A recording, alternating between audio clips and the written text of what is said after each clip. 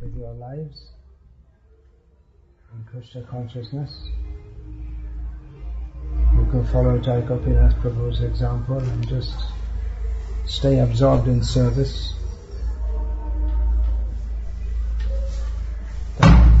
Don't get sidetracked. One thing I see from time to time is that the temple brahmacharis, they become attracted to some young girls visiting the temple. Don't do that. Don't make a mess of your life. It also gives the temple a bad name if you do that.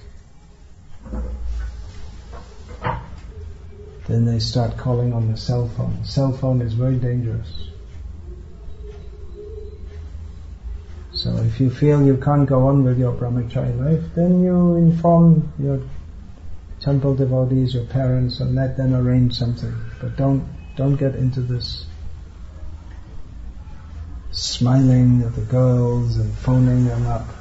I'm not accusing anyone, but I'm just saying it does happen from time to time. And in the modern age with these cell phones, it's become very dangerous.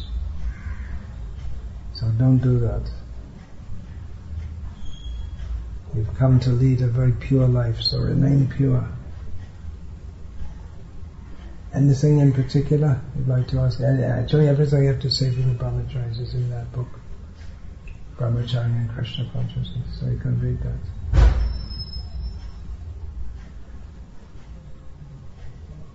Anything else? How to maintain and expand the Krishna consciousness movement?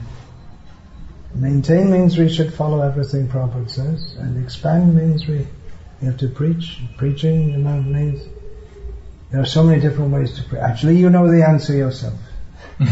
You just have to do it. Preaching means first and foremost distributing books. There are so many programs. What are the other programs? College preaching. College preaching is one. What else? House preaching. House preaching. Going out regularly on Harinam Sankirtan in the streets and villages, doing festivals. There's so many things to do. You yourself know. The question you have asked, you yourself could answer it.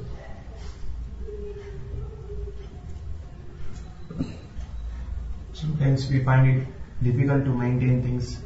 So, how to... Well, I suggested to Jai Gopinath Prabhu that he more and more involve the local congregation.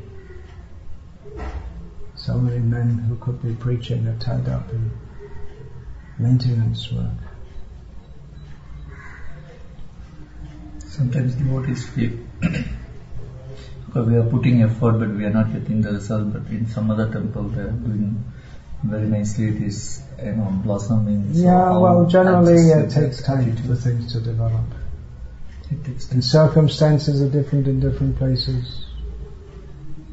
Different leaders have different capacities also. So not every scientist is an Einstein.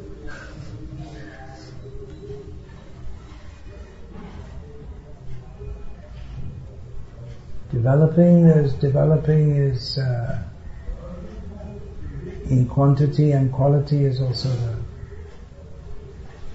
So we have to see. Just bringing more and more people isn't necessarily our aim and object. Just a group came to see me. I think half of them were initiated devotees, but they haven't read Prabhupada's books, so they don't know what they're doing actually. They're making some progress, they're chanting, their feelings toward Krishna are awakening, but without reading Prabhupada's books, they're not going to have a clear idea of Krishna consciousness.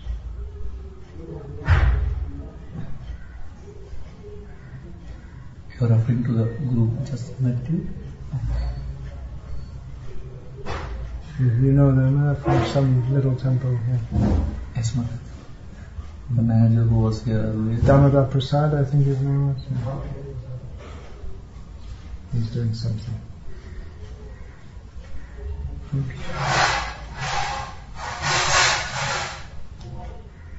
Maharaj, how we arrange this village preaching program? Because people do it, it's not so much in the temple, but it's... do what the thing is, there's unlimited opportunity for preaching, but you have to do what you can. Right?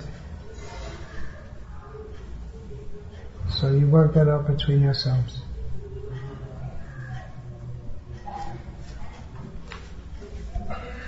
If you decide to do 200 new house programs every week, is it possible? No. So, let's be realistic.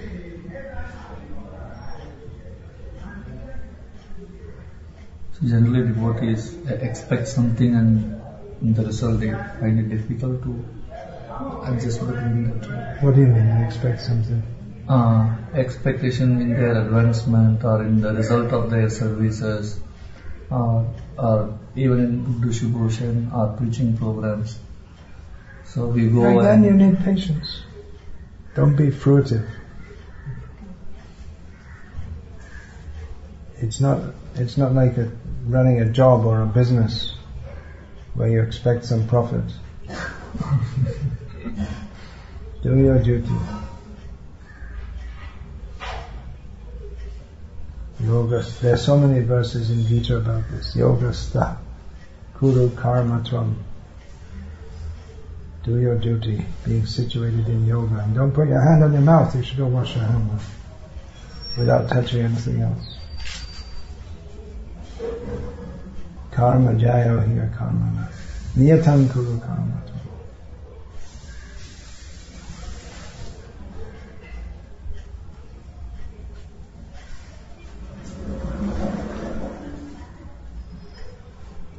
So you have nice programs, just say you have nice Harinam, so many devotees came.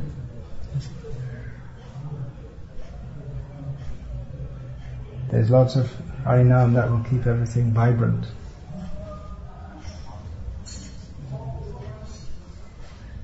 Yeah, we're trying to increase on the Harinam Sankirtan on the streets. Yeah, good, great. So we are now doing only in Sundays. But if we have more devotees, I have an idea to do it every day. Yeah, good. Do it every day. Alone with Harinam is not good. It's supposed to statements, chanting, no anybody. You can do it alone. Generally, the more the better. Bahubhe milit va yad kirtanam iti sankirtanam.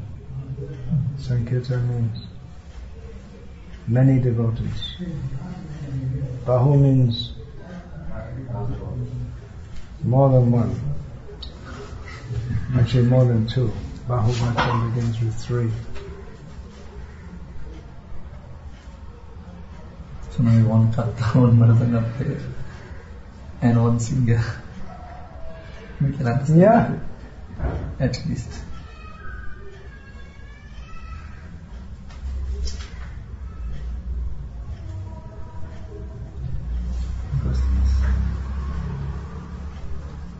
Alright, I'll give you some more. Brahmacari is taking sweets.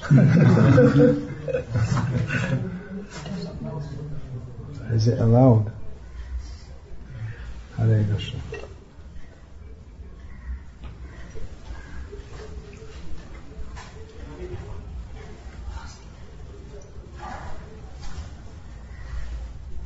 Hare Krishna.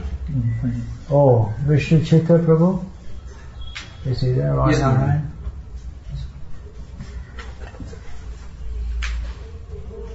That we're going through Salem, so that Jai Shri Ram, he works at the station.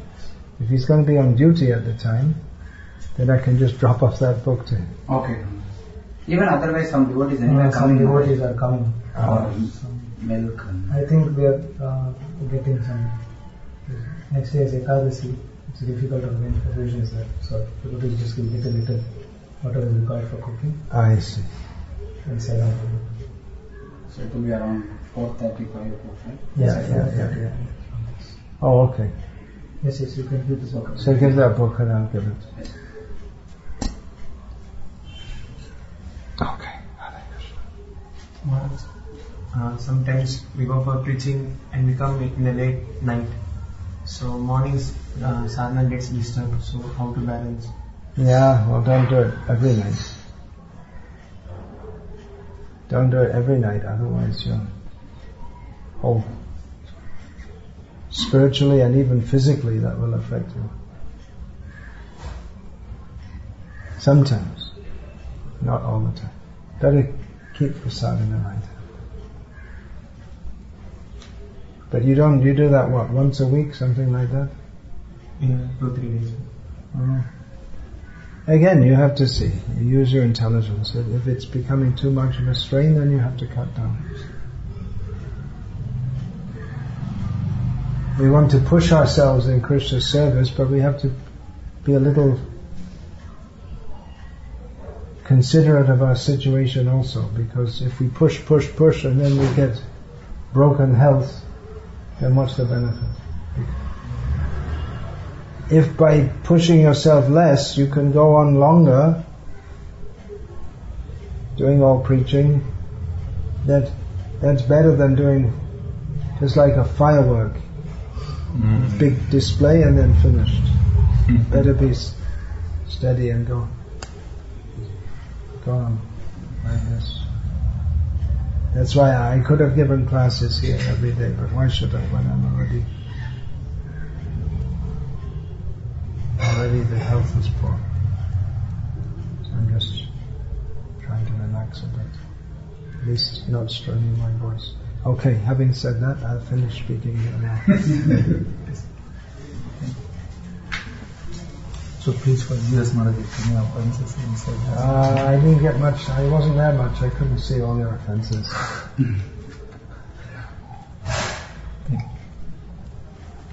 When I get enough strength, I'll bring a stick and beat you. I'm going now to Udupi for some treatment, and I'm not in a fit state to beat you now, so we'll leave it for later. This Shamala Mataji told me there's a temple of Ranganatha Swami just north of Chennai, 18 feet. book distribution go on. How far is that from here? This is North Chennai, 50 kilometers. 50, that's quite some distance. Huh? So 40 to 50 kilometers. It's way out in a village, huh? Yes. Is that near to that ashram of Sudarshanacharya? No. It's a different direction. No, yeah.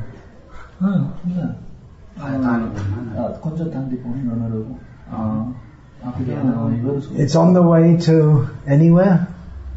No. On the way to Nadu. Right? On the way to Nadu. Oh, so it's on near the coastal region,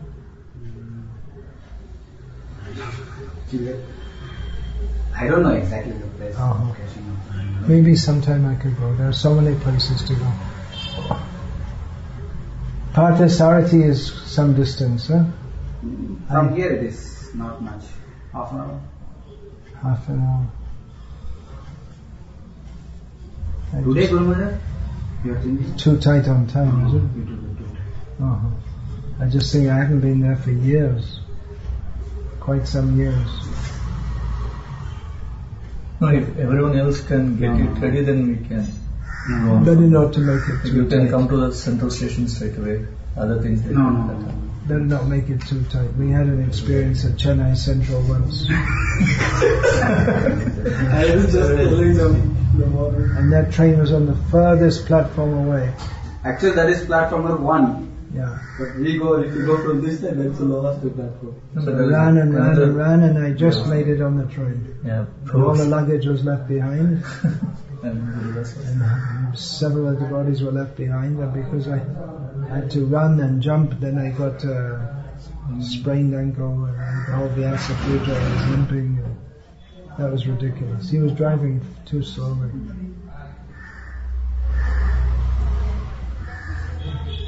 Okay.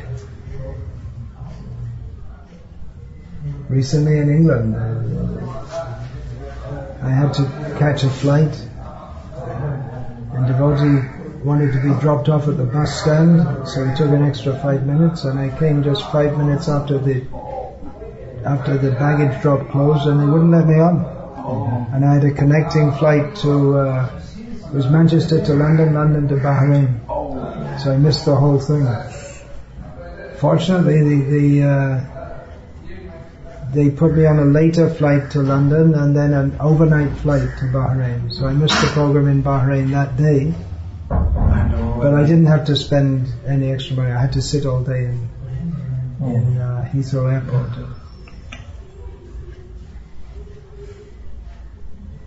But I thought I'd lose all the money, but it's a very expensive ticket. All tickets in England are expensive because the government put so much tax. So I thought it was all lost, but somehow or other, it said on the ticket, non-refundable, usable only on this date. But somehow they put me on. I think the person at Gulf Air made a mistake. But I'm just saying, it's better not to. I know what Jack was talking about. He always used to be like that. He'd arrive rushing to the airport, arrive there 1 minute before or 10 minutes later, and somehow get on the plane. Once he came late to Dhaka in Bangladesh, many years ago. And in those days there was no proper phone, or there was no internet, nothing. So we didn't know why. We thought he didn't come, we didn't know, and then we got a message a few hours later saying he's coming on such and such. So he said, I got there too late. I was in Chennai, Madras it was called. So then I got another, he was supposed to fly, what's that, mosquitoes? Mosquito. Yeah, there's so many mosquitoes.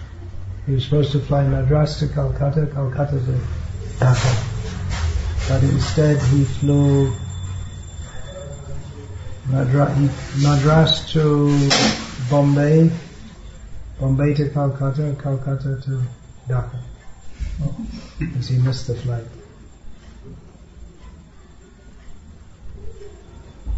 First time I saw him overseas,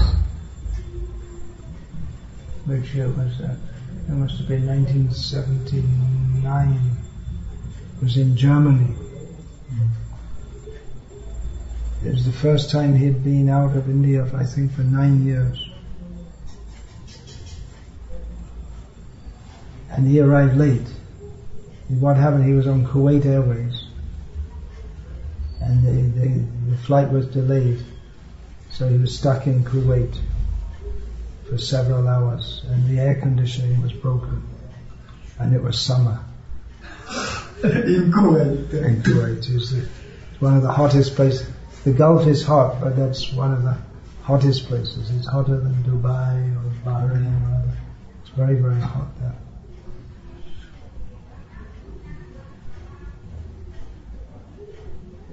So he came there. There was a Rath Yatra in Zurich, and he gave a lecture to the public, and he said sometimes in the past people in religious ecstasy, they used to throw themselves in front of the wheels and attain liberation. And then afterwards Harikesh Swami said to him that probably in the West you shouldn't say things like that. People will think we're fanatics. And he hadn't been outside India for so many years. He didn't yet. He was a bit non-adjusted. So there's some memories. Hare Krishna. Hare Krishna.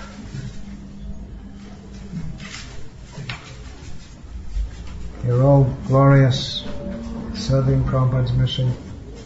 Don't give up this opportunity.